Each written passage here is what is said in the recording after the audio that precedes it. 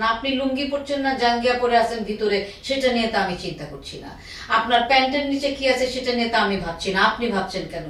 আমি ন্যাংটা হয়ে ঘুরলে তো আপনি আমার দিকে তাকাবেন না। আপনার যদি ইমান ঠিক থাকে আপনি অশ্লীল দৃষ্টিতে কোনোদিন তাকাতে পারবেন না। আল্লাহ তাআলার গজব হিসাবে কন্যা সন্তানই দিবে, আপনি বুঝবেন যে কিরকম লাগে মেয়ে পালতে। নাম বলে আপনাকে আমি একটা একটা করে বলবো, এবং আপনারা এই কথা নাম কয়টা জানেন? গ্রামে অহরহ এরকম হয়ে মেরে ফেলে রাখছে, সেই নিউজই আসে না। রেপ করে রেখে মারা ভয় বলে না, কারণ ওই মেয়ের ফিউচার কি, ওই বাচ্চাটার ফিউচার কি? মফস্বল শহরে গ্রামে গঞ্জে এটা ভরে গেছে। এটার একমাত্র অবক্ষয়ের দায়ভার আমি মনে করি এই আপনার মোবাইল জগৎ।